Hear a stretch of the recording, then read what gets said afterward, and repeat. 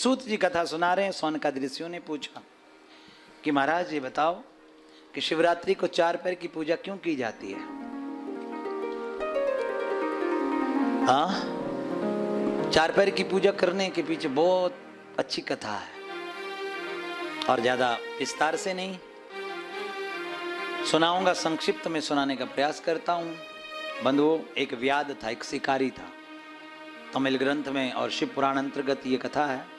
शिकार करने जाता था, कुछ खाने के लिए मिला नहीं। 5-6 दिन से बच्चे भूख के मारे मर रहे थे और एक दिन वो चला गया सरोवर के किनारे, एक बेल पेड़ था, उसके ऊपर बैठ गया और उसके कंधे में जल और तूणीर और बाण और धनुष। और वहां पर हिरण आया और हिरण को मारने के लिए वो जैसे ही धनुष उठा करके बाण पर परितंचे चढ़ाई और मारने लगा तो हिरण ने कह दिया, प्रभु मुझे मत मारो। और हिला, जैसे हरकत में हिला, थोड़ा अलर्ट हुआ। जैसे ही वो सजग हुआ तो उसके जो पास जल था वो जल नीचे शिवलिंग था उस बिल पेड़ के नीचे, और शिवलिंग के ऊपर वो जल की बूंदें गिर गई और ऊपर से बेलपत्र टूटा और बेलपत्र चढ़ गया। वो प्रारब्धवश से शिवरात्रि की रात्रि थी और हिरण को जब दिखा कि शिकारी मुझे मारने, अरे भैया मत मारो, मेरी बीवी बच्चे मेरे परिवार वाले मेरा इंतजार कर रहे होंगे, मैं उनको मिलाता हूं, फिर आपको मिलूंगा, आप मुझे मार लेना, अपने बीवी बच्चों को अपना उनका पेट भरने का मेरा उपयोग करना, प्रयोग करना।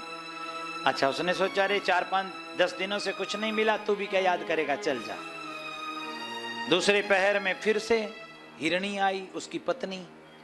फिर उसने परितंचा पर धनु बाण चढ़ाया और उसके वो जल जो पास में था वो शिवलिंग के ऊपर गिर गया, बेलपत्र टूटा और शिवलिंग के ऊपर चढ़ गया। फिर बाण मारने लगा तो पत्नी उस हिरणी ने कहा कि देखो भैया व्याध, मुझे मत मारो, कोई परिवार में मेरा इंतजार कर रहा है, मेरे बच्चे छोटे छोटे हैं और मैं वैसे ही बहुत देर से घर जा रही हूँ, वो मेरा इंतजार कर, मेरी प्रतीक्षा कर रहे होंगे। अरे तू भी क्या याद करेगी, जा चली जा, मगर सुबह अपने वचन पर अडिग रहना। सतयुग का समय था, जो संकल्प, जो वचन, जो बात कही जाती थी उसको पूरा किया जाता था। तीसरा पैर चला, उसी हिरण की बहन जो विदभ्या, जिसके पति नहीं थे, उसके साथ भी यही तीसरे पैर की पूजा संपन्न हुई। चौथा पैर जब शुरू हुआ तो सज्जनों सब वहां से अपने अपने घरों से निकलने की तैयारी करने लगे। तो बच्चों ने कहा, माता पिताजी तुम कहाँ जा रहे हो? बोले हमने ऐसे एक व्याध को वचन दिया है कि वो हमें मारेगा और उसका बीवी बच्चों का भोजन मुझे बनना है, हमें बनना है। तो बोले आप ही नहीं रहेंगे तो हमारा क्या अस्तित्व, तो हम भी आपके साथ चलेंगे। और 7 हिरण जो है वहां पर पहुंचे और वहां पर पहुंच करके जब वो बिल्कुल धनुष उठाकर परितंचा चढ़ाने लगा तो फिर से वो हरकत हुई और जल ऊपर से नीचे गिरा और बेलपत्र टूटा और शिवलिंग के ऊपर चढ़ा दिया गया और सजनों भगवान शिव प्रकट हो गए। सतयुग का समय था, हिरणों को भी भगवान सदाशिव की प्राप्ति हुई और सदाशिव ने कहा कि अरे आज शिवरात्रि का पावन दिवस है और तूने मेरी पूजा की है। बोले महाराज मैं तो शिकार के भाव से यहाँ बैठा था, सरोवर के पास छुप करके बैठा था कि मुझे कुछ खाने की व्यवस्था होगी, कोई मेरा शिकार होगा और मैं बीवी बच्चों को कुछ भोजन की व्यवस्था कर पाऊंगा,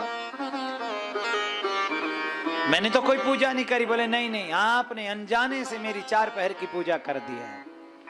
और हिरणे जो 7 हिरण थे, उन हिरणों की सत्यता को देख करके, उनके वचन को देख करके, उन्होंने अपने वचन का पालन किया, इस बात को देख करके भगवान शिव ने उनको सप्तऋषि बनने का वरदान दिया। तुमने सत्य का पालन किया और जाने अनजाने में इस भील के द्वारा जो पूजा हुई उस पूजा का तुम्हें भी लाभ प्राप्त हुआ, इसलिए जाओ, तुमने सत्य का पालन किया, इसलिए आपको सप्तऋषियों की उपाधि मैं प्रदान करता हूं और नवमंडल में सदा सदा के लिए अजर अमर होकर के आकाश में टिमटिमाते रहो। सप्तऋषियों को होने का वरदान दिया।